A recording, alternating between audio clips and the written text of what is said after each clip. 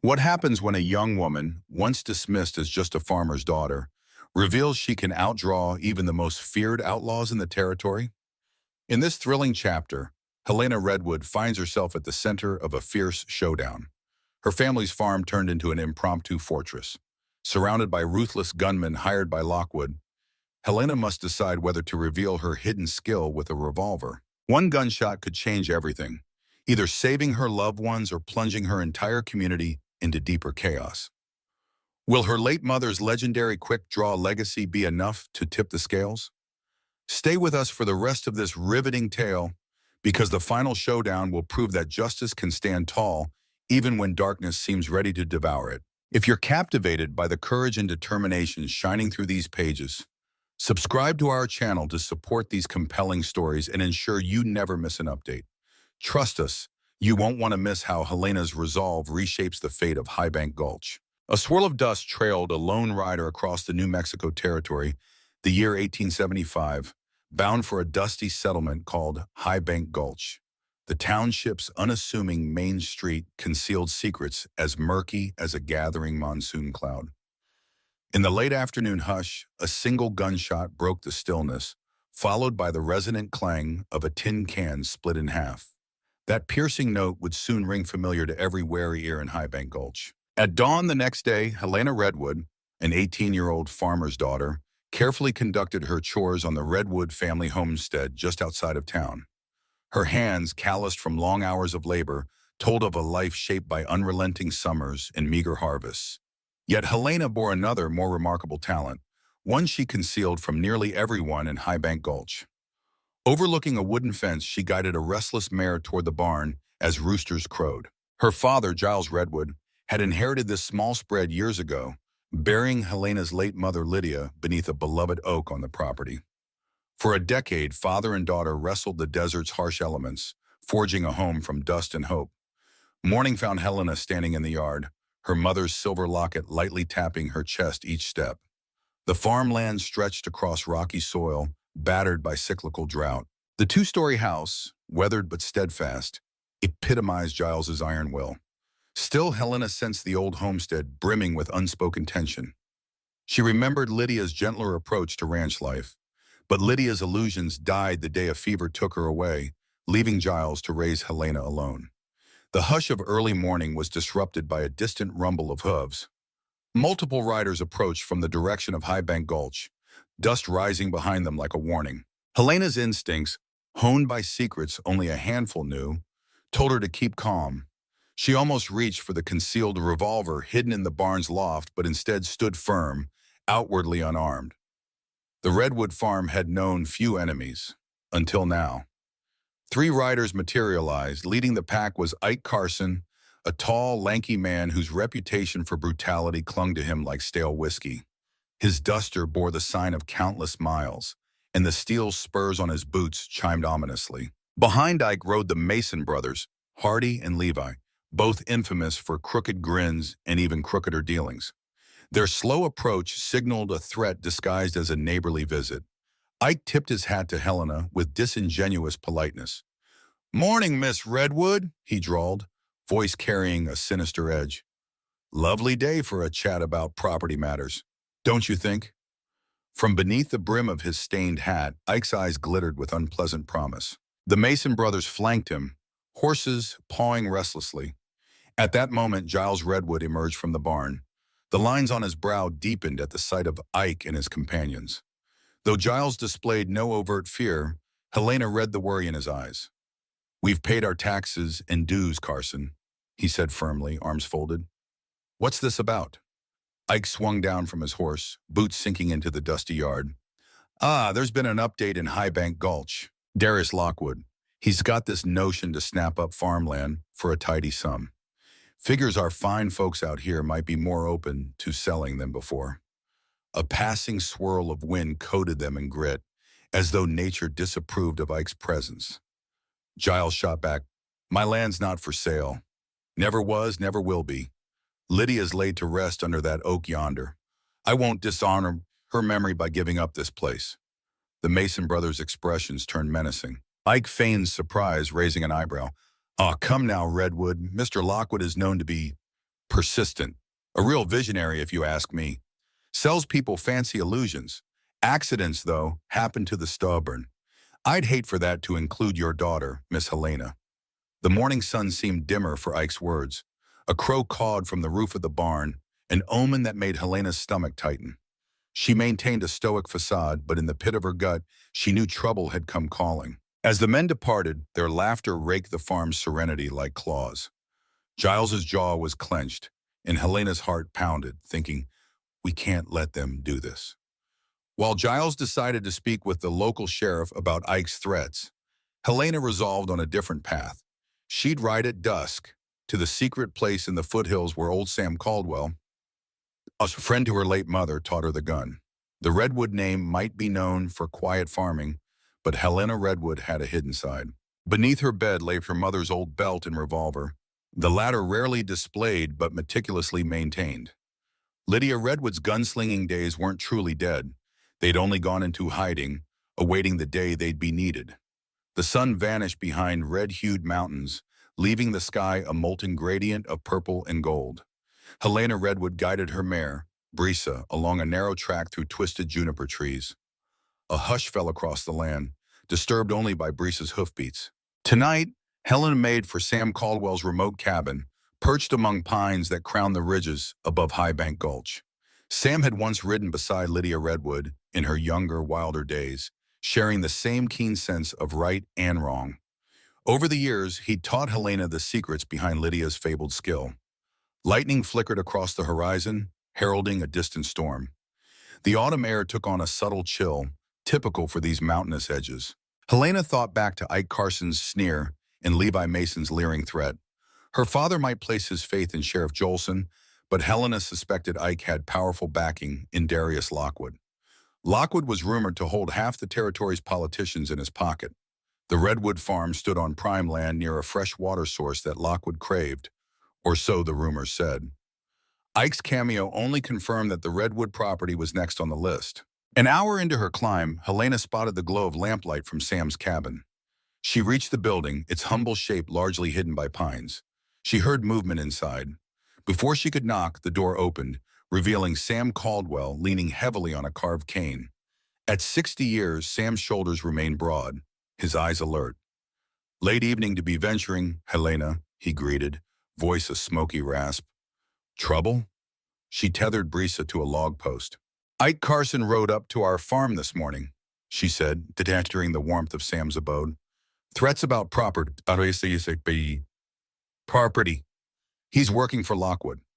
The lamplight revealed a tidy single room, decorated with rifles and pistols Sam had collected over decades. A battered rocking chair, a modest table, and a few well-worn books on Southwestern law were its main furnishings. Sam laid a pot of coffee on the wood stove. "Lockwood's got his claws in every corner. He's been pushing out small landowners one by one. You know how he operates. Buy out what he can, burn out what he can't." He paused, his tired gaze intense. "Looks like he's setting his sights on you folks now." Helena nodded, removing her coat to reveal her own worn gun belt, heir to Lydia Redwood's legendary sidearm. "I wanted a refresher. You taught me all I know, Sam, but it's been months since I practiced. I have a feeling that soon words won't cut it." They stepped outside at Sam's makeshift shooting range behind the cabin. A faint breeze carried the scent of pine resin. Targets and old Huntsonins stood scattered at varying distances. Sam handed her a box of ammunition, motioning to an empty bottle perched on a log. "Show me what you got, girl." Helena drew in a single smooth motion. The gun's handle felt as natural as an extension of her arm.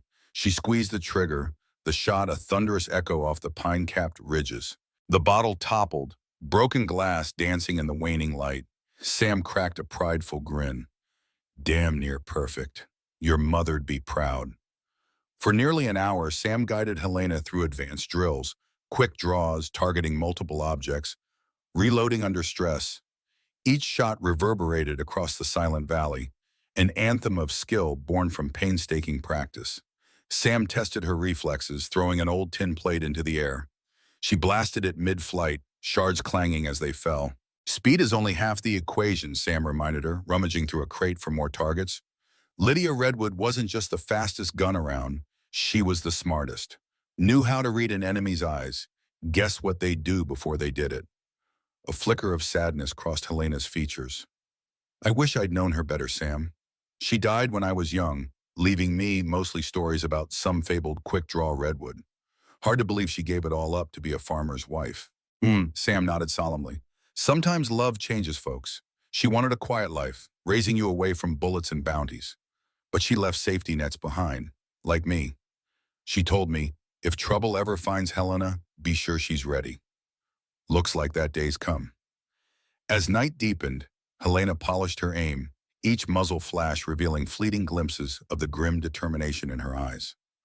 By the time the last target fell, the storm had crept closer, thunder rumbling overhead. Sam patted her shoulder. You're sharper than you realize, but keep a level head. Ike Carson's scum, but Lockwood is cunning as a fox. This fight ain't about just you, it's about all of High Bank Gulch. Helena offered a grim smile, reloading one final time. Let them come. Mother didn't raise me to surrender our home to bullies. Her mind churned with tomorrow's tasks. She'd see how the sheriff intended to help, but she suspected talk alone wouldn't suffice. The Redwood Farm, the memory of her mother, and the entire valley's future might hinge on her mother's hidden talents. And Helena Redwood was ready to unleash them if necessary. Dawn broke over High Bank Gulch with a sullen sky, the storm from the previous night having left a damp hush across the desert. Sheriff Jolson walked the main street, his spurred boots clicking. He was a tall, middle-aged man whose stoic demeanor masked a kernel of decency. At his side, his daughter Bess Jolson carried a small ledger, face etched with worry. The two had heard Giles Redwood's account of Ike Carson's threats and decided to investigate. Near the town bank, they found a crowd gathering.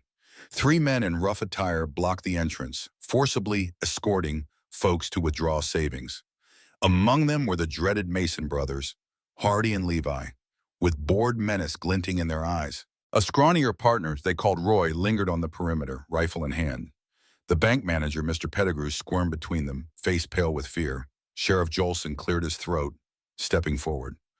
What is this about, Hardy? You sure do pick a busy morning to muscle around. Hardy Mason spat a wad of tobacco at the ground. Mr. Lockwood's worried about potential robberies, see? We're here for security, getting folks to hand over their money for safekeeping. Bess glanced around, noting the terrified expressions on the bystanders. Doesn't look too voluntary. From across the street, Ruby Montgomery, owner of the local saloon, emerged, holding her shotgun at a casual angle. Her red hair, pinned up, gave her a certain aura of authority among the townsfolk. She glared at Levi Mason. Funny how your style of security starts with brandishing guns and ends with folks robbed blind. Mr. Pettigrew tried to speak, but Levi shoved him back. Hush, banker. Ain't no use bleeding. We have official orders. He flashed a folded paper bearing a crooked judge's seal, apparently granting them authority to protect the bank. Jolson's lips thinned. We've had enough trouble in these parts, Hardy. Who gave you that paper? And where's Ike Carson? Hardy just snickered. He'll be round soon enough. Lockwood stepping up his timetable. Tension crackled in the air. The newly reformed deputy, Cornell, hovered by Jolson's side, hand near his gun, uncertain whether to escalate. Among the onlookers, Giles Redwood stood with arms crossed, anger etched on his brow. He'd come seeking Jolson's help, but found Lockwood's men already showing their teeth.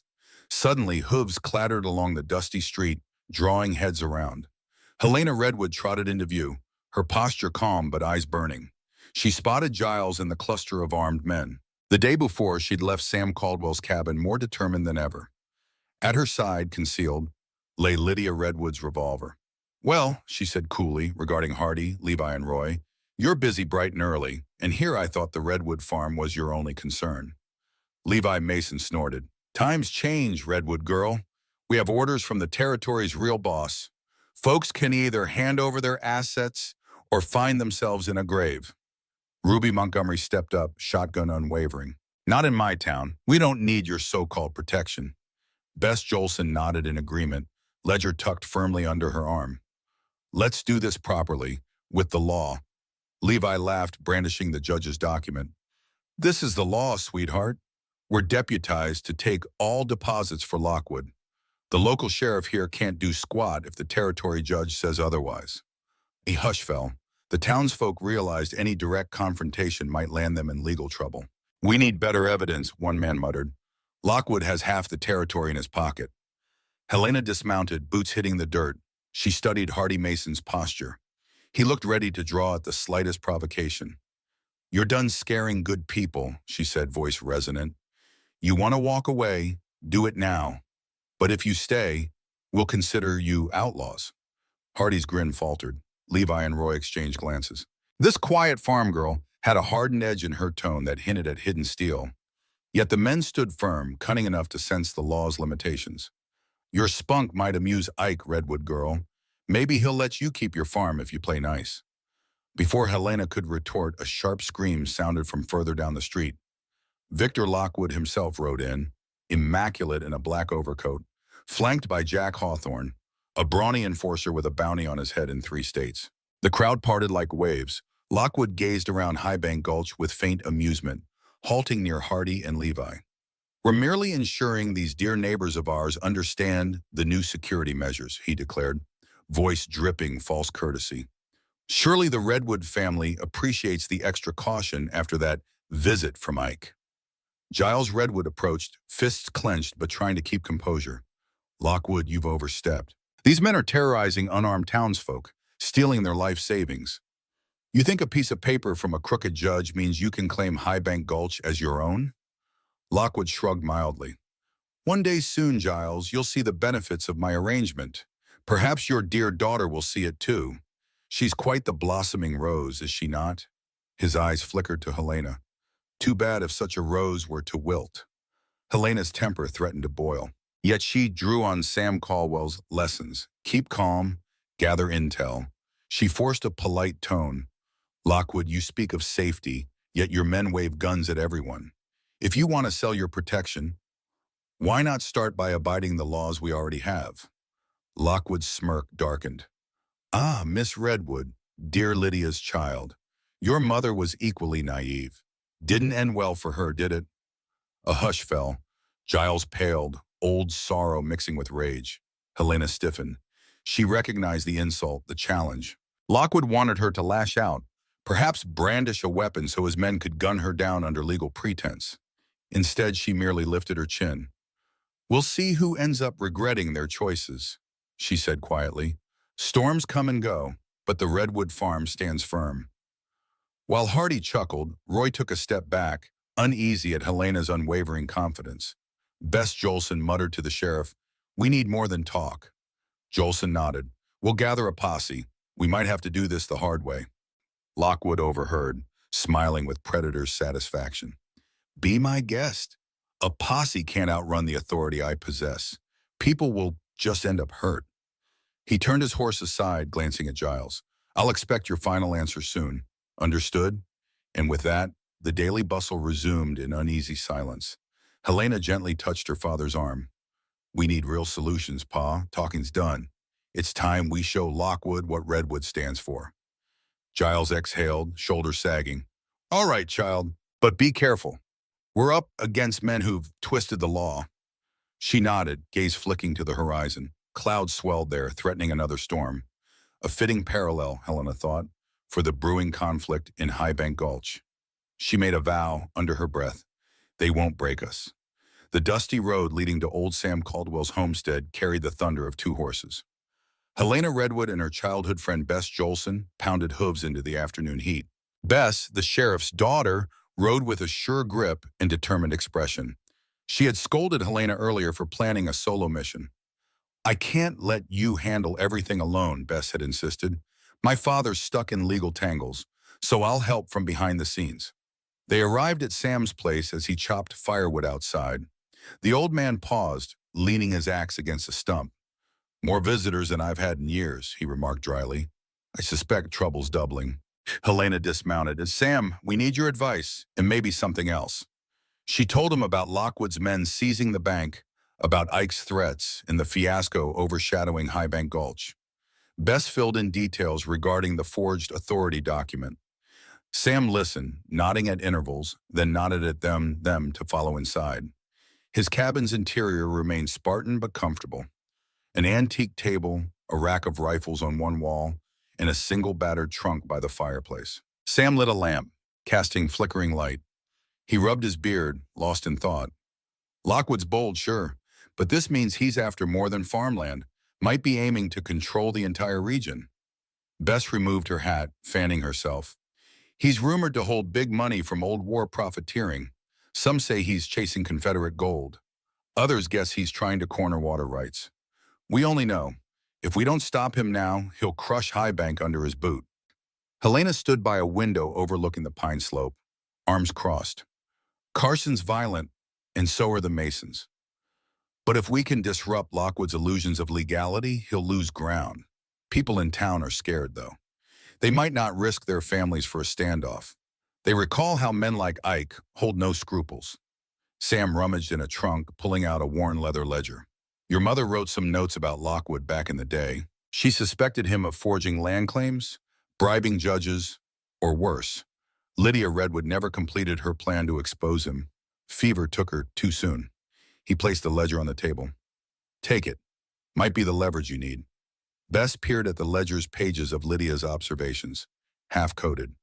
If we can decode this fully, we might prove Lockwood's crimes. But we need the right folks to read it. Any honest official left around?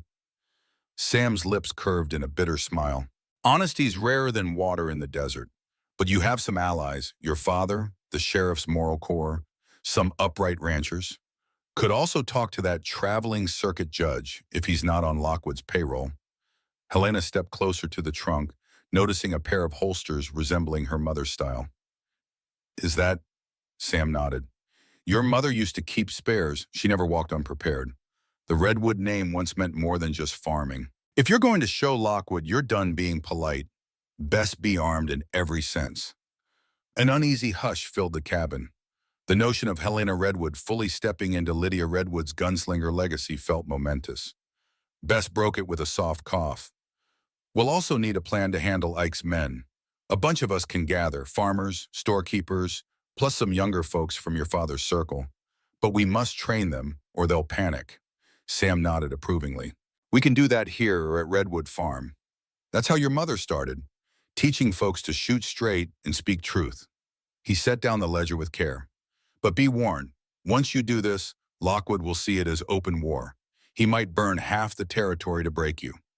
Helena exhaled. Fear gnawed at her insides, but she recalled Sam's lessons. Fear harnessed was impetus, not hindrance. He's already threatened to burn our farm. We can't let fear keep us docile. If we gather, train, and share Mother's info about Lockwood's corruption, we can rally High Bank Gulch. No more clandestine intimidation. Sam rummaged further, retrieving a battered case from the trunk's depths.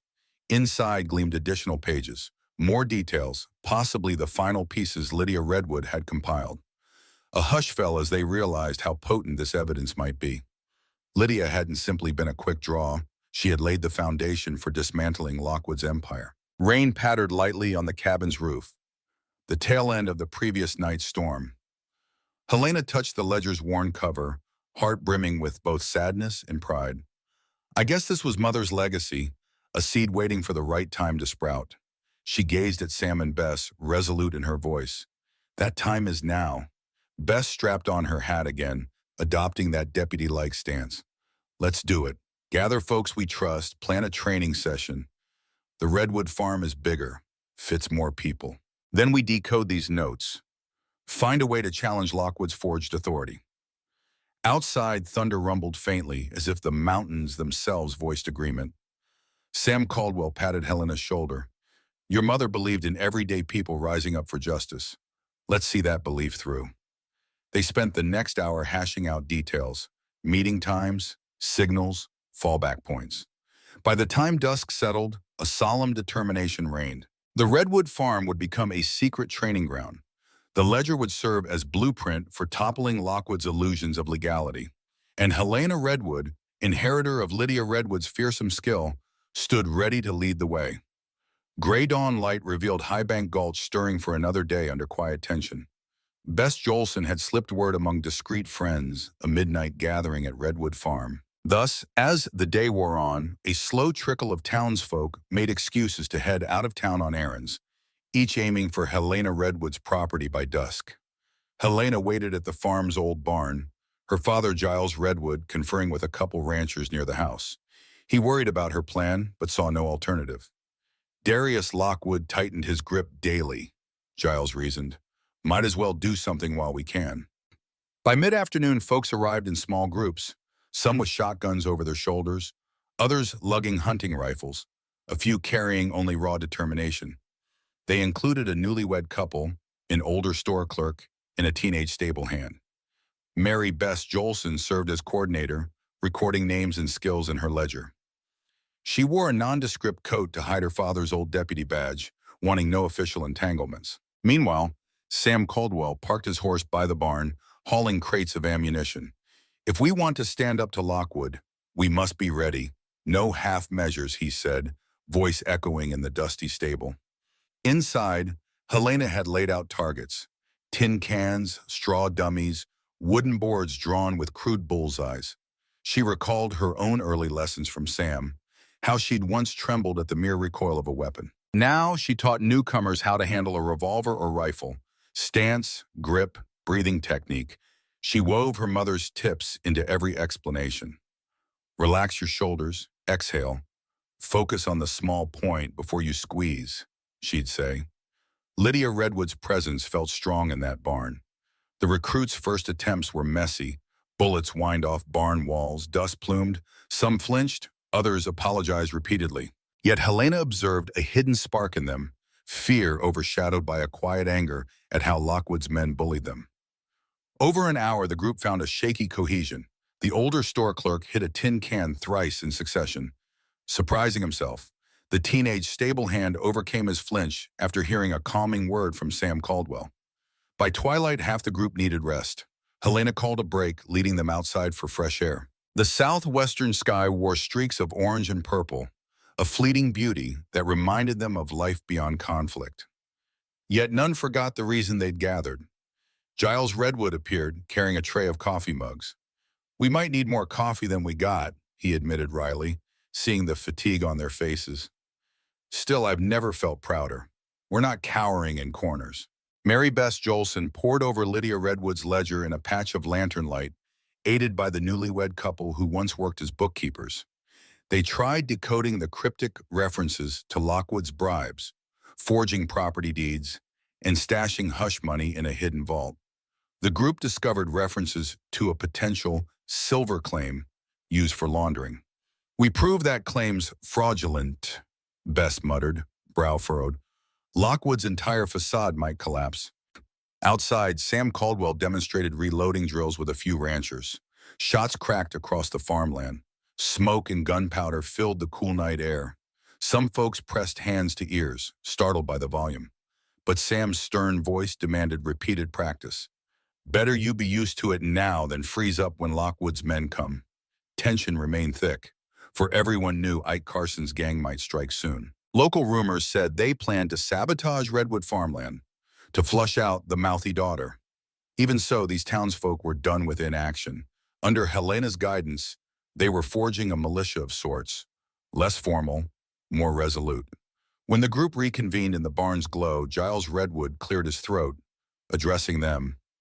"This farm was once my wife's refuge," he said, voice thick with emotion. "She believed everyday folks can stand for right, even when the law's compromised. Today, you're making that real. We're no vigilantes, but we won't let tyranny walk over us." Helena stepped forward next, mother's revolver glinting at her hip. "Tomorrow we'll terrain again at dawn, or as close to it as your daily chores allow.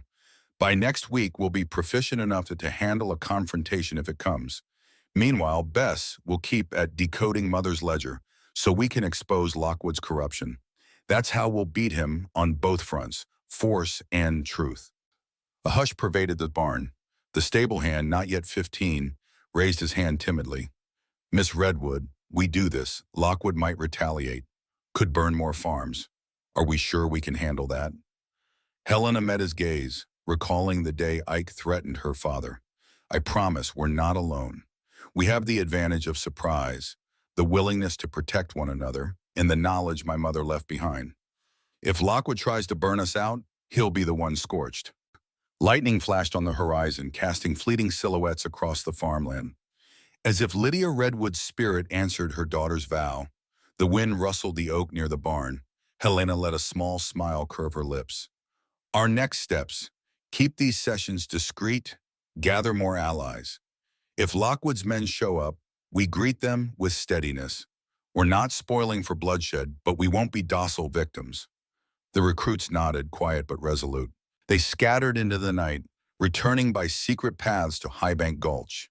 Sam, Giles, Bess, and Helena lingered, extinguishing lanterns. They spoke of signals for an emergency muster, codes for supply runs, and how to handle Lockwood's stooges if they spied on the farm. When Helena finally bedded down, exhaustion pressed her bones, but inside burned a fierce pride. She thought of her mother, Lydia Redwood, how that unstoppable gunslinger had once battled for a better West. Helena Redwood was forging her own legend, one that might free Highbank Gulch from Lockwood's dark shadow. She drifted to sleep as wind swept across the fields, bearing the promise of a new dawn. Sunrise found Helena Redwood and Bess Jolson leading a smaller group through advanced drills on the Redwood farmland. Over the next few days, the covert training evolved from clumsy fumbling to a semblance of discipline. People discovered new confidence, wielding rifles with steadier hands, forging a collective vow not to cower under Lockwood's oppression. Sam Caldwell oversaw it all, occasionally calling out mistakes, occasionally offering an encouraging pat.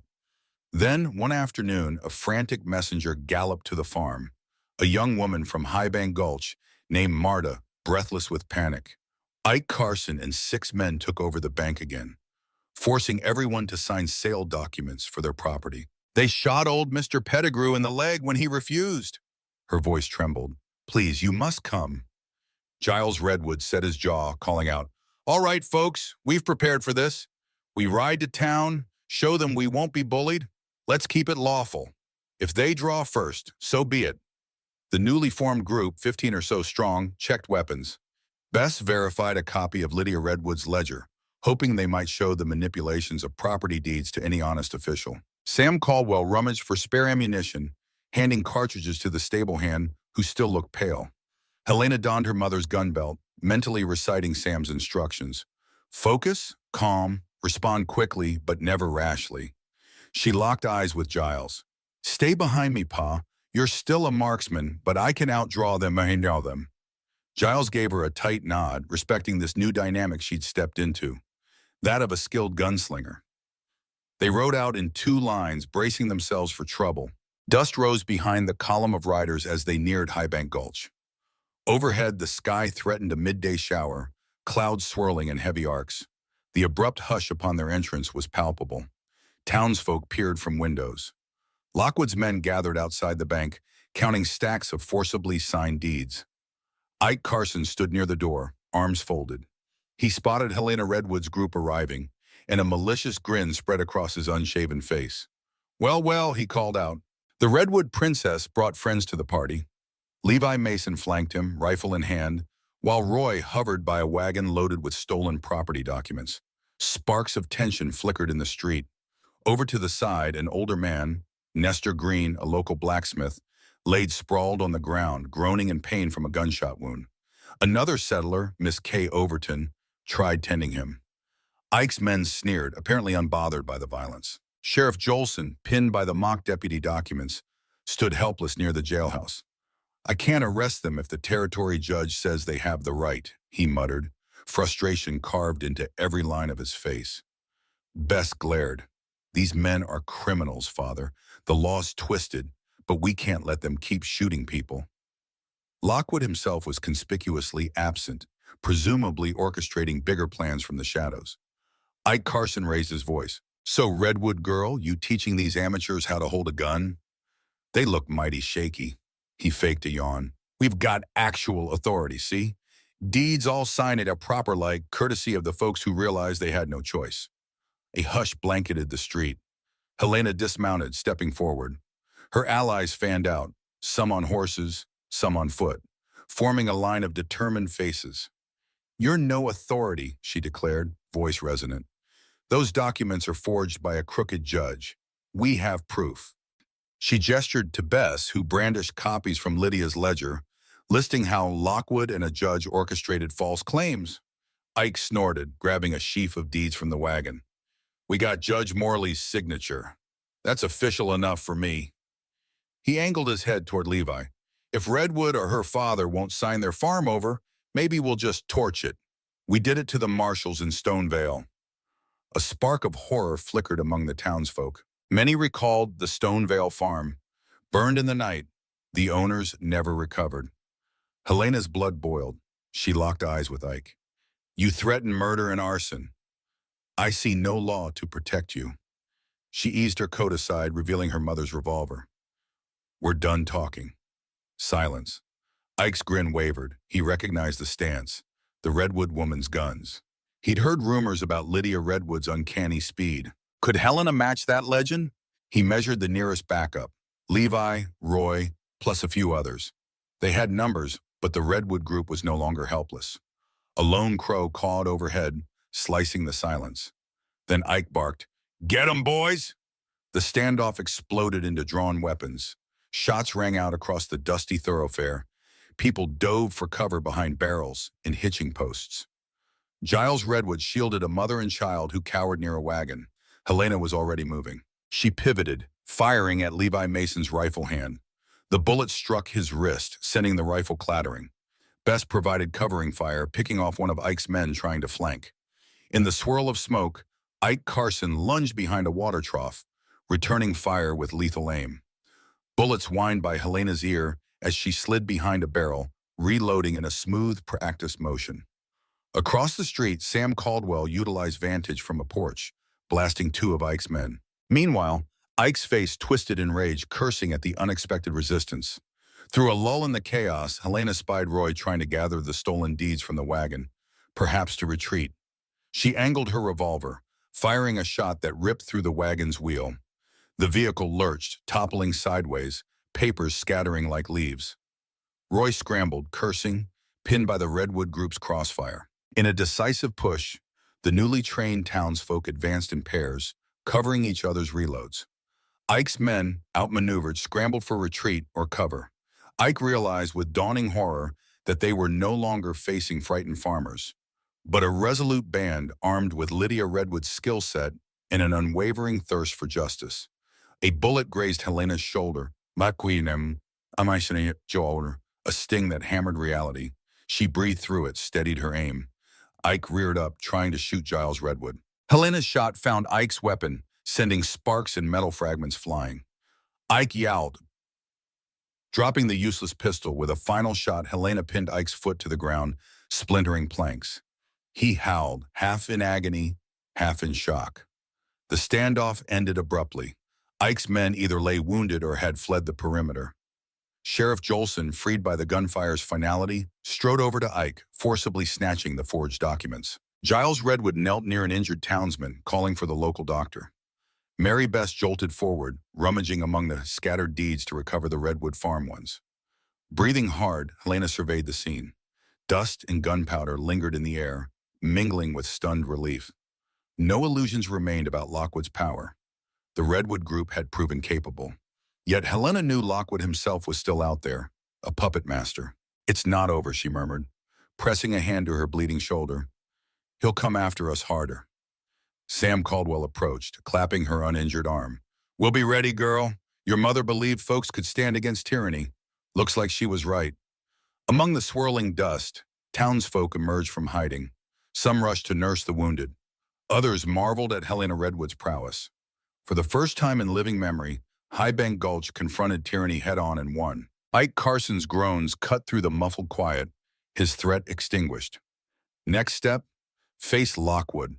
Rain hammered the rooftops of Highbank Gulch as news spread of Ike Carson's defeat.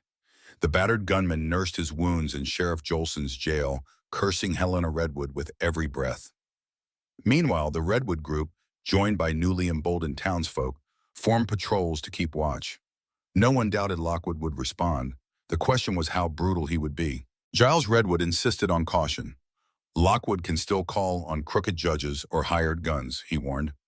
"We must be one step ahead." Bess Jolson, flipping through Lydia Redwood's ledger, found references to hidden stashes of Lockwood's blackmail evidence. "If we locate that vault, we can publicly expose him," she reasoned. but we need the final code or location. Helena Redwood's shoulder burned from a graze. The local doctor had bandaged it, scolding her for recklessness. She only half listened, mind racing on bigger threats. Carson mentioned a secret vault. My mother's notes mentioned Coyote's Grotto, a place near the old creek bed. Could that be the vault's entrance? Rose McCree, the saloon owner, popped into the Redwood barn, where training sessions continued despite the weather. Her voice carried urgent tidings. Lockwood's sent envoys to other towns, gathering more men. I overheard travelers from Lone Mesa mention a gang forming under Lockwood's name, armed to the teeth. They might descend on us in days. Sam Caldwell cursed softly. He wants a final showdown, bet on it. If he can't buy or scare us, he'll try to burn us. The anger in his eyes reminded them that Sam had seen such standoffs before. We need absolute proof to bring a federal marshal or a decent territorial judge. Otherwise, it'll be blood on the streets. Bess scoured the ledger's final pages. Lydia Redwood wrote about a key in silver. Could that refer to a physical key or some code? She mentions a silver chalice and a set of letters hidden in an oak trunk. She tapped a relevant line. Might be worth checking Redwood Farm's old oak or Sam's cabin trunk again. As the storm raged outside, they convened in the Redwood living room. The place had once exuded quiet farm life, but now served as a war room. Maps and documents lay strewn on the dining table. Giles Redwood stared at a photograph of Lydia pinned to the wall, a younger woman, steel in her posture. She gave everything so no tyrant would enslave this region, he murmured. I regret burying her guns so many years. Helena patted his arm. You honored her wish for a peaceful life, Pa. But times changed. We do what we must now. She wanted to reassure him that Lydia's secret war was more relevant than ever. They decided on a twofold approach.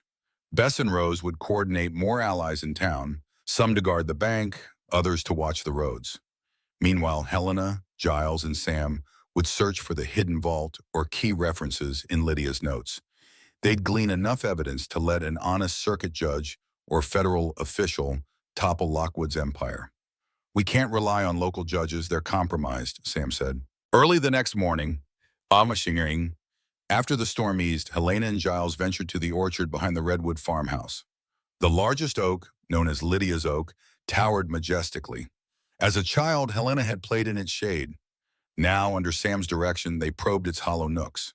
Eventually, Giles pried loose a decaying board near the trunk, revealing a small metal box.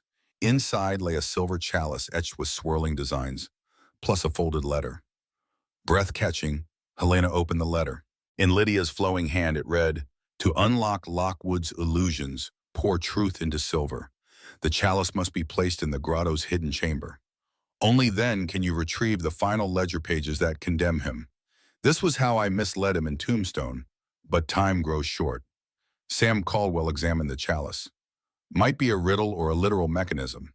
She implies that inside Coyote's Grotto there's a hidden recess triggered by placing this chalice somewhere. Lockwood never found it, or you can bet he'd have destroyed the records. Giles rubbed his chin. The grotto's a small cave system near the old creek bed. Lydia used to vanish there for hours, claiming she was scouting water sources. He exhaled. I had no idea she set up a secret chamber. They realized swiftly that time was of essence. Bess and Rose relayed that more of Lockwood's riders had been spotted. They might attempt an all-out assault on Redwood Farm. If the chalice and hidden files could expose Lockwood before that, it might save endless bloodshed. Armored in newly minted determination, Helena strapped on her mother's guns, leading Giles, Sam, and a handful of the best-trained townsfolk on a clandestine journey to Coyote's Grotto. The path wound through rocky crags and mesquite tangles. Rain still lingered in shallow puddles. Sam scanned for ambush signs.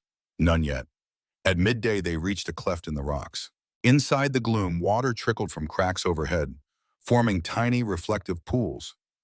Giles carefully led the way, recalling half-remembered bits of Lydia's casual remarks about hidden corners. They lit lanterns. The musty air smelled of damp stone. After weaving through narrow passages, Helena halted. She found a small alcove with worn carvings on the wall. At its center, a shallow indentation shaped suspiciously like the base of a cup. Wordlessly, Helena placed the silver chalice in that niche. A faint click sounded, followed by a grinding of stone. The alcove's rear panel slid aside, revealing a hidden compartment. Her heart pounded. Inside lay a battered leather ledger, a cloth-wrapped stack of official seals and letters, and a small glass bottle containing a single bullet. Painted across the bullet in chipped red paint was justice. Trembling, Helena lifted the ledger. Sam angled the lantern closer. The writing matched Lydia Redwood's script, detailing explicit evidence, forged deeds, names of bribed officials, confessions from coerced ranchers. Enough to bury Lockwood if we get it to the right judge, Sam whispered. Giles inhaled shakily. She risked everything for this. The bullet's symbolism was clear, a final measure if all else failed. Helena placed it gently in her coat pocket. We have to get these documents out of the territory or ensure a trustworthy circuit judge sees them. Then Lockwood's men can't hush it. Outside, a shift in the wind hinted at approaching riders. One lookout signaled, "We're spotted." Indeed, some watchers must have followed them. Sam's face hardened. They'll guess we found something. We have to fight our way out. Helena's group withdrew from the cave. The noose tightened. At least 4 armed riders approached from the canyon mouth, gun barrels reflecting the midday glare. Lockwood's mercenaries, Sam hissed. The townsfolk readied guns, each harboring hope that Lydia Redwood's final evidence would soon see the light. A swirl of dust rose around the canyon exit as Helena Redwood's party clutched the incriminating ledger, determined to break through Lockwood's men. Shots cracked the silence. The canyon's towering walls amplified the gunfire into thunder. Helena dropped behind a boulder, Sam Caldwell flanking her, while Giles Redwood guided the younger recruits to cover. 4 riders took vantage positions behind spindly mesquite bushes. Their leader, a scarred man with a cold, hawk-like stare, barked, "Hand over them papers, Redwood. You'll live." Helena answered with a single bullet, sparking off the rock near his elbow. "We're not dealing." Sam nodded to Giles, who fired a well-aimed shot that forced the hawk-eyed leader to duck. Another mercenary tried flanking from above, but Sam's rifle boomed, sending the man rolling down the slope. In the chaos, Helena breathed quickly, eyes scanning for a path out. The ledger's pages fluttered in her satchel, heavy with destiny. "We can push back up the canyon, circle around," suggested one young rancher. But Sam shook his head. "That's a dead end. We must break through them here, or we're trapped." Hoofbeats reverberated behind them, drawing frightened gasps. For a tense heartbeat, Helena worried they were outnumbered. But then she recognized Bess Jolson's voice. "We're with you." Another half-dozen riders arrived, some Redwood Farm trainees, some townsfolk loyal to the cause. From the vantage of a tall rock, Bess raised her revolver, picking off a mercenary attempting to flank. "Lockwood picked the wrong day to test us," she shouted. This new wave of allies turned the tide. The hawk-eyed leader snarled, "Retreat!" He and the remaining men scrambled onto their horses, beating a hasty exit. A final flurry of bullets zipped through dust-laden air, then hush reclaimed the canyon. Helena let out a breath, stepping out from behind the boulder. "Everyone okay?" She spotted a rancher with a grazed arm, bandaging it tight. Sam Caldwell patted the dust off his coat. Giles Redwood exhaled, chest heaving with relief. Bess quickly took inventory of who was wounded. They pressed on, regrouping in a shady spot near a small creek that trickled from the cave area. The ledger and other evidence remained intact. "We can't stay here," Sam said. "Lockwood's men will regroup, maybe bring more." Helena nodded. "We ride to the Redwood Farm, reinforce. Then we send a fast rider to meet a circuit judge we trust. If we wait, Lockwood may mount a bigger assault." Sam Caldwell agreed. "We should coordinate with Sheriff Jolson, too. Bess, can you get a message to your father?" Bess tossed her hair from her eyes. "On it. Let's just pray he can bring some official muscle." Her gaze flickered to the horizon. "Time's short. If Lockwood sees this evidence as a final nail in his coffin, he'll try everything." The journey back was tense, with watchers posted on all sides. Helena's nerves stayed on high alert, scanning every ridge for signs of pursuit. Her mother's guns felt heavier than usual, perhaps from the knowledge she carried not just bullets, but the secrets that might bring justice to countless victims. By late afternoon, the Redwood Farm's old oak loomed into view, comforting in its steadfast posture. The group dismounted, stabling horses. The barnyard bustled as Giles Redwood's neighbors patrolled, eyes watchful. A system of signals refined from nights of training kept them prepared for a surprise attack. Once inside the farmhouse, Helena carefully laid out the newly found documents on a cleared dining table, cross-referencing them with Lydia Redwood's earlier notes. They discovered explicit receipts, confessions from coerced ranchers, and even a letter from Lockwood instructing a local judge to falsify property records. Damning, Giles murmured, scanning the pages. Enough to lock Lockwood up for life if we can get it before the right judge. Sam Caldwell dug out a battered telegraph form. We'll write to Judge Maurice in Rimvale. He's rumored to be honest. Meanwhile, we keep the ledger hidden. Mary Beth Jolson arrived with a half-dozen more volunteers, all wearing determined expressions. Sheriff Jolson is trying to gather help from the territorial marshal, but that's a gamble. We might be on our own if Lockwood bribes them. They realized if Lockwood launched a full assault, the Redwood farm could become a battlefield. Sam proposed fortifying the barn and building discreet barricades. People hustled, stacking hay bales and crates for cover. Another group practiced shooting from the farmhouse windows, carefully measuring lines of fire. It was a grim transformation. A simple farm turning into a fortress overnight. Helena fingered a small bullet labeled Justice, the same one from the hidden vault. She recalled her mother's final line in that letter. Use it if all else fails. The symbolism weighed heavy. She clipped it to her gun belt, uncertain if she'd want that ultimatum. But if it saved innocent lives from Lockwood's reign, she'd do what needed doing. Night fell and tension thickened.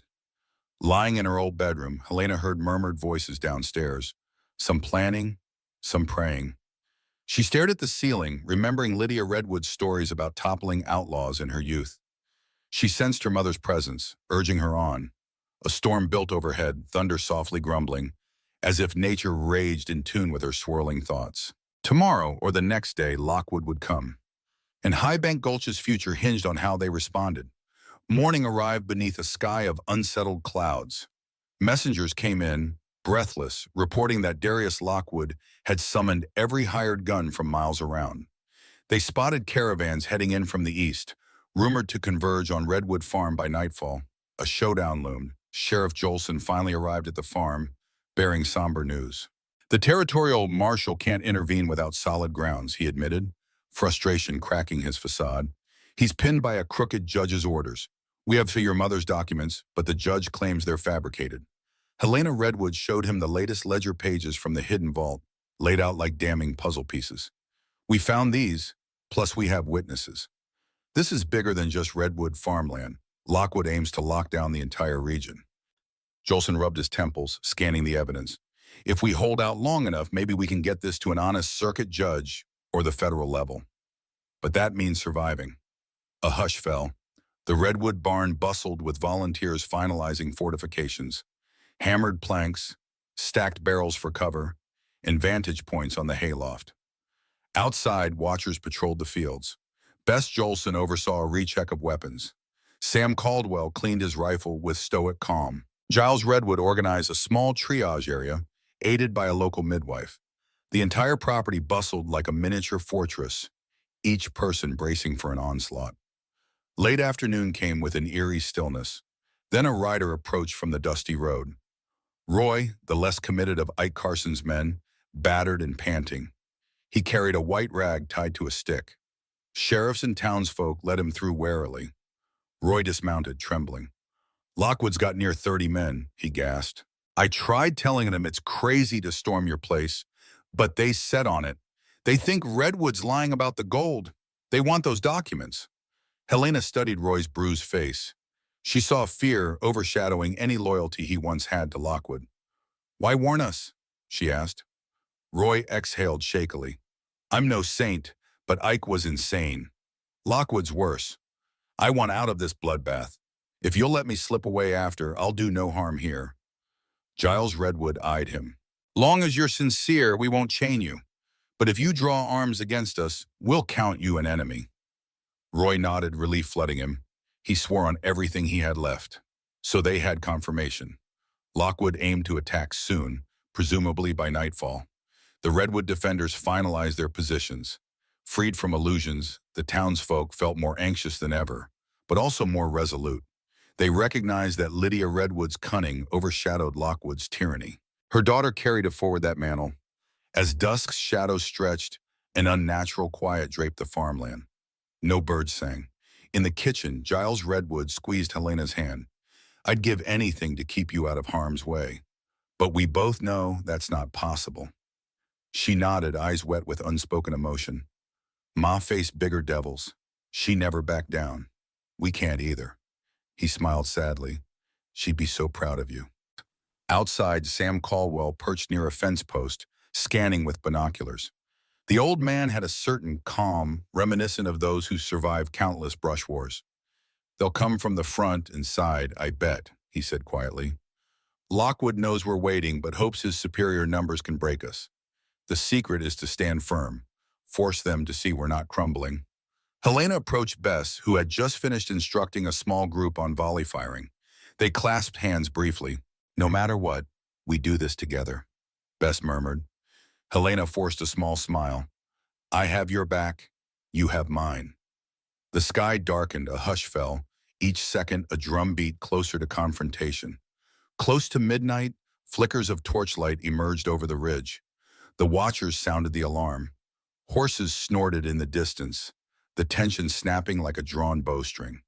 Lockwood's men poured onto Redwood land, silhouettes against the faint moonglow. Darius Lockwood himself could be discerned at their center, wearing a long black coat, posture rigid with assurance. The defenders braced behind wagons and barrels. Helena waited near the main barn door, mother's guns at her hips. A call rang out from Lockwood's side. Surrender that ledger and Redwood Farm, or face ruin. The wind carried the sneer in his voice. Helena's voice was loud, unwavering. We'll never yield. High Bank Gulch stands by its people. Lockwood snorted in disgust. Fools! This valley will burn! Silence held for a long moment. Then the night erupted in a blaze of gunfire. Sparks flared, bullets whined off improvised barricades. Shouts and cries intermingled. The Redwood farmland, once a place of quiet harvest, became a war zone. Helena's heart pounded as she ducked. Returning fire, Lockwood's men advanced in waves trying to break the defenders' lines. Yet each wave crashed against the solidarity formed by Lydia Redwood's secret training and the unwavering courage of townsfolk who refused to kneel. Lightning flashed overhead, revealing glimpses of chaos. Sam Caldwell reloading with remarkable speed, Bess Jolson bandaging a wounded neighbor while still shooting, Giles Redwood defending the orchard behind the house. Lockwood's silhouette loomed in the chaos, a menacing puppet master. Helena ducked behind a haystack, breath ragged. She reloaded, thinking, Mother, guide me. The bullet labeled Justice glinted in her belt. She prayed it might not be needed. Yet as the standoff wore on and she sensed Lockwood edging closer, determined to crush them personally, she made a silent vow. If push came to that final shove, she'd do what had to be done. The raging confrontation under a stormy moon felt like an eternity to High Bank Gulch's defenders. Flashes of gunfire cut across the farmland like miniature lightning. The orchard's apple trees rustled in the heated wind. Between reloads, Helena Redwood spied Darius Lockwood dismount, advancing with a small cadre of loyal thugs. His face etched with fury, his ambitions threatened. One of Lockwood's henchmen lobbed a torch at the barn. Sam Caldwell lunged to stomp it out. Another soared, landing in a dry patch near the orchard. Flames flickered ominously. They're trying to burn us out, someone yelled. Bess Jolson and a few others rushed to douse the flames with buckets of water from the well. Bullets whined overhead, each spark in the darkness a potential death. Helena reloaded swiftly, fighting off men who tested the barricades. For every yard they gained, Redwood defenders pushed them back. She felt a bullet graze her thigh, wincing but gritting her teeth. She refused to fall. Lockwood advanced further, shielded by two mercenaries. He shouted, You're just peasants with stolen guns. I built empires from lesser scraps than you. Surrender now, Redwood, or die. Thunder rumbled overhead, emphasizing his threat. Giles Redwood stood near the farmhouse steps, fury and love for his land merging. You twisted laws to rob honest people. High Bank Gulch is done bowing to your illusions, he roared back. A bullet smacked into the porch rail, splintering wood. Giles fired back, forcing Lockwood's men to duck. Suddenly, a cry rang from Bess's direction. She'd taken a shot to the shoulder, collapsing behind an overturned wagon. Helena's heart lurched. While Sam Caldwell tended Bess's wound, Helena realized Lockwood was close.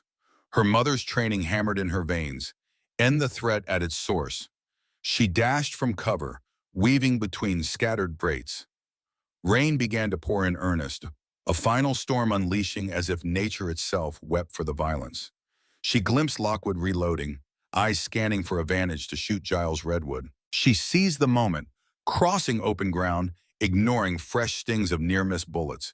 She tackled one of Lockwood's guards, sending him sprawling. A single shot disabled his weapon. Another guard swung a rifle butt at her face, but she ducked and fired from the hip, dropping him in the mud. Now only Lockwood stood, gun in hand, staring at Helena Redwood with equal parts anger and disbelief.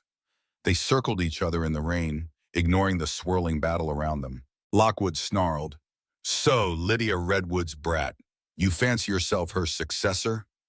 Helena locked her mother's revolver on him. "I'm finishing what she started. Your corrupt empire ends tonight." Lockwood's lips peeled back in a feral grin. "I've bribed governments. I've broken men stronger than your father. I'll break you too." He fired once. Helena dodged, muzzle flash searing her retinas. The bullet tore a chunk of fence behind her.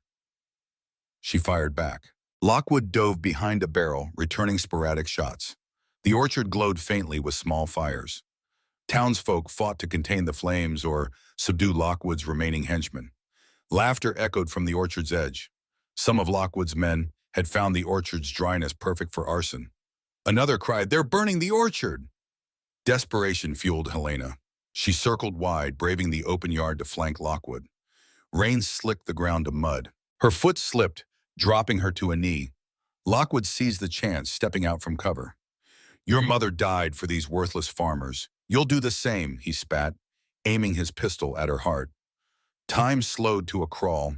Helena's gaze fell to that special bullet in her belt, labeled Justice, the final gift from Lydia Redwood's hidden vault. She realized with blazing clarity, if she failed now, Lockwood's tyranny would rage on. She forced her battered body to move, snatching that bullet from her belt.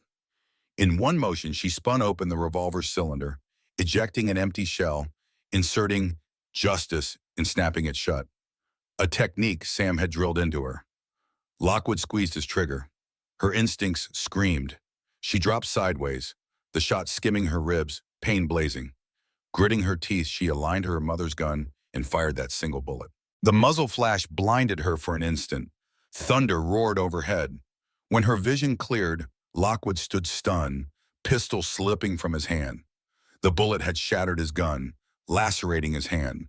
Blood poured. He locked eyes with her in shock, knees buckling as the ruthless empire he'd built crumbled in that single shot. He collapsed in the mud, sputtering. Helena Redwood rose, chest burning, mother's revolver still steady. The orchard's fires were nearly subdued, the Redwood defenders triumphant. Ike Carson's men lay scattered or captured, their morale broken by Lockwood's defeat. Giles Redwood appeared, limping from a new wound but alive. Bess knelt, pressing a cloth to her shoulder, eyes bright with relief that Helena had prevailed. The storm receded, leaving swirling clouds in the faint glow of a battered moon. Panting, Helena approached Lockwood's fallen form. He glared up with hate. "You can't do this. My allies, they'll avenge me." She pressed her boot on his gun arm, ignoring his flinch.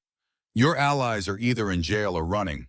We have your forged documents, your men's confessions. You're done." Lightning flashed, illuminating the wide ring of townspeople. They stared at Lockwood with quiet fury, remembering burned farms, forced signings, stolen livelihoods. In the hush, Sam Caldwell raised a hand. "We'll turn him over to any honest official. The Redwood farm stands." Tired cheers broke out from those who had fought. Some cried for gore relief, hugging neighbors. Others tended the wounded. Helena, battered and bleeding, realized she'd see another dawn. Lockwood's reign of terror ended under the redwood orchard's scorched branches. Summoning final strength, Helena turned to Bess, Sam, and Giles. "We'll get Lockwood to a real judge, show them the ledger. Then, maybe we can rest." Giles Redwood simply wrapped an arm around his daughter. "Your mother would be proud beyond words." In that war-torn orchard, spring's promise still lingered in the fresh, damp air. Helena Redwood had fulfilled Lydia Redwood's legacy of courage. No longer a hidden skill, her gunslinger prowess burned bright, forging a new day for Highbank Gulch, one free from Lockwood's tyranny. And as the final flames died, the orchard's smoky haze gave way to the sweet afterscent of renewal. 3 months later, Highbank Gulch shimmered under a mid-spring sun. Burnt sections of redwood farmland were replanted, orchard trees pruned of charred limbs. Lockwood awaited trial in a distant city, charged with conspiracy, forgery, and attempted murder. Evidence from Lydia Redwood's vault had proven damning, toppling half the corrupt network Lockwood had built. Sheriff Jolson remained in post, aided by Bess Jolson, now recognized as a formidable deputy. Sam Caldwell split time instructing new recruits at the Redwood Barn, no longer hidden from the world. The orchard bloomed bright, pink blossoms carpeting the ground where bullet casings once lay. At sunrise each day, Helena Redwood patrolled the roads. Townsfolk smiled and waved, grateful to the Redwood name. Some referred to Helena with reverence as the Quick Draw Redwood, a new legend that replaced Lydia's quieter memory. Giles Redwood recovered fully from his wounds, resuming leadership at the farm. Occasionally, travelers appeared, sharing stories of how Lockwood's downfall emboldened other frontier towns to resist tyranny. Helena's mother's ledger served as a blueprint for justice, an ongoing testament that no empire of lies endured forever. On an early June morning, Helena visited Lydia Redwood's grave beneath the old oak. The orchard leaves rustled with warm wind. She placed a small bouquet of desert blooms on the marker, thinking of how Lydia had sown seeds of defiance years ago. The Redwood legacy, once hidden, now spread across the territory, intangible but potent. Later that afternoon, returning to the orchard, Helena practiced firing at a row of cans. Her aim was immaculate, each shot resonating with Mother's echo. Bess joined, teased her about showing off. Helena only grinned. Ma said, "One day folks will realize a steady mind beats a loaded law. Let's keep that truth alive." By dusk, the orchard glowed under a golden sky. Highbank Gulch bustled in the distance, merchants open late, laughter drifting from Ruby's saloon. A far cry from when Lockwood's men ruled by fear. Giles Redwood emerged onto the porch, rocking in an old chair. He watched Helena approach. "Town asked me if you'd consider becoming an official marshal of the region. They trust you." She paused, recalling nights of sleepless winter, the weight of Mother's revolver, the swirl of documents that toppled Lockwood. She nodded slowly. "Maybe that's the next step, but the Redwood farm stays home. Always." Giles smiled, standing to clasp her shoulder. "You're forging a path your mother would admire. Frontier justice done right. Compassionate. Unyielding. I'm proud, child." As stars emerged, Helena Redwood gazed at the orchard that once saw muzzle flashes and spilled blood. Now it thrived, each leaf a sign of resilience. She touched her mother's locket, whispering a silent vow to continue protecting the weak, championing fairness. Lydia Redwood's dream endures. And so Highbank Gulch's new era began. The Redwood orchard, once overshadowed by secrets, now stood as a beacon of defiance turned to hope. In every creak of the barn door, every hush of orchard leaves, Lydia Redwood's spirit whispered, "Courage is not found in a bullet, but in the hearts that dare to stand together." Helena Redwood, gunslinger and guardian, carried that spirit forward into the sunrise of tomorrow. Looking back on Helena Redwood's trials, her farm under siege, her father's life on the line, and a ruthless land baron threatening to crush every last shred of hope, it's clear her hidden gunslinger talent wasn't the only weapon she had. She proved that unity, forged with neighbors and newfound allies, can triumph over fear. Together they reclaimed their town, honoring a promise that justice belongs to those who stand together, not in the hands of bullies who twist the law. From my perspective, Helena's victory isn't just about one heroic standoff. It's a tribute to the everyday kindness and resilience that her community showed in its darkest hour.